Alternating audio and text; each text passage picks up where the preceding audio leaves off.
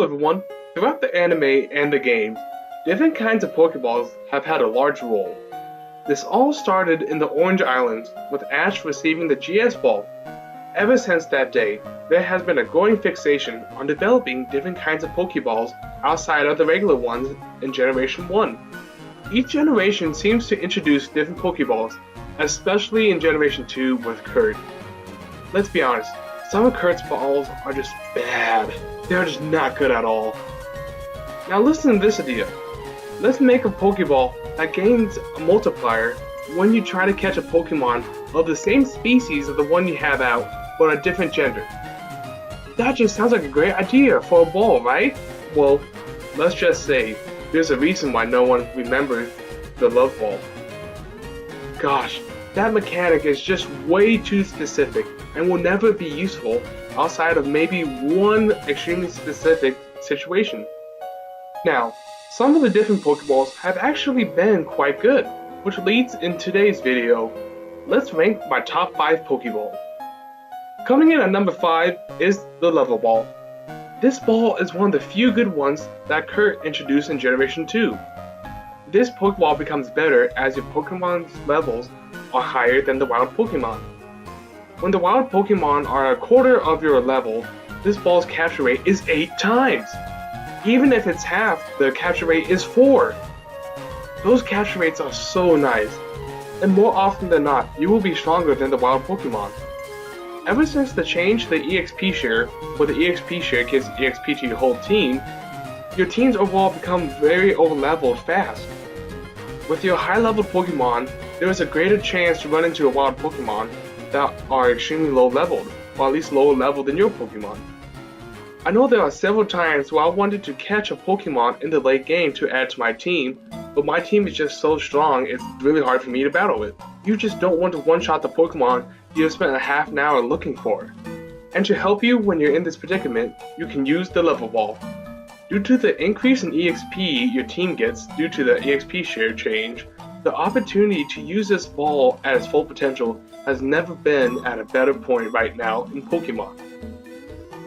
Now, coming in at number 4 is the Timer Ball. Now, I had a really hard time deciding where to place this Pokeball because the Timer Ball is a staple for any trainer in the late game or in the post game trying to catch legendaries.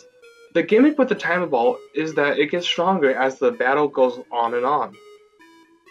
After 10 turns, the ball power maxes out at a toasty 4 times catch rate. So when you're trying to catch a legendary Pokemon that has been evading you, you can use this ball as your ace in the hole. The problem with trying to rank this ball ahead of number 4 is a lack of opportunity outside of legendary catching. Early to mid game, you won't really have too many opportunities to be able to use this ball since the wild Pokemon battles won't go that long. That said, if you are able to find an opportunity where this ball is at its max power, you will not be disappointed using this ball, I promise you that. It's just the opportunities come far and few between, so the Timer Ball comes in at number 4 for that reason. Coming in at number 3 is the Net Ball. This Pokeball gives you a 3.5 catch rate when you use this ball on water and bug Pokemon. While the full power of the Net Ball is less than one of the Timer and Level Balls, you can use the Net Ball in a lot more situations than you can use the other two. Just think about this. The Net Ball lets you catch water-type Pokemon with ease, and the amount of water-type Pokemon is plentiful. You may feel that there is the glut of water Pokemon, but just how many are there?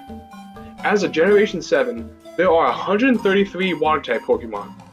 This makes up for 16.5% of all Pokemon. Also, for bug Pokemon, there are 77 different types of bug Pokemon, which is around 9.5% of Pokemon. So you're telling me that there's a Pokeball that will give you a higher catching rate for a quarter of all Pokemon. This sounds like a phenomenal creation!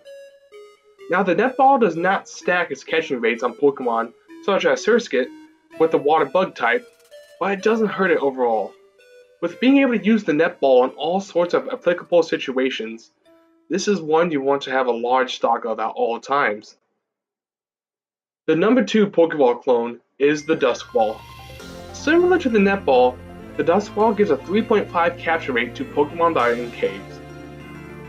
There is a wide variety of Pokemon that can be found in caves, So having a general ball that will have a higher capture rate for those caves is a welcome addition.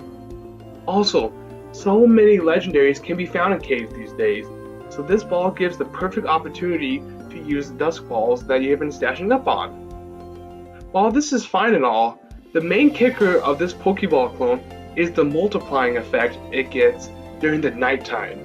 Ever since Generation 4, where they really latched onto the day-night cycle that Johto initially started, there's a decent chance that you will be playing your game during the night. Thus, the Dusk Ball is now applicable to any Pokemon that you come across. This is amazing! This feature pretty much breaks the Dusk Ball since you could potentially use this on any Pokemon if you play your games during the nighttime. This makes the Dusk Ball one that you never want to run out of. Now, coming in at the best Pokeball clone is the Quick Ball. This ball gives an insane 5 times multiplier, but the catch is that you have to use the Quick Ball on the first turn, or it will turn into a regular Pokeball. In order to make the Quick Ball into a useful clone, Game Freak had to put a high multiplier on the ball, even if it had the chance to break the first turn. Let's just say they did just that. Did you finally run into a wild Pokemon you have been looking for a long time? Throw a Quick Ball. Want to try to end a battle early? Throw a Quick Ball. Just encountered a legendary and you want to see if you can get lucky? Throw a Quick Ball. It never hurts throwing out a Quick Ball on the first turn to just see if you can catch the Pokemon. The worst thing that happens is that it won't work, but you will find out that using a Quick Ball on the first turn can end a lot of wild encounters before they even get started. I have even been able to catch legendary Pokemon using the Quick Ball. So since this ball is so strong on the first turn, you should always use it on your first turn if you are trying to catch any wild Pokemon. You can use Quick Balls on any Pokemon as long as you use it on the first turn, which makes the application huge for the Quick Balls and it is only limited to the amount of wild Pokemon you fight. Well, that's my top 5 Pokeball clones list that have been released throughout Pokemon. Are there any Pokeball clones that you enjoy using? And remember to have a great day, everyone.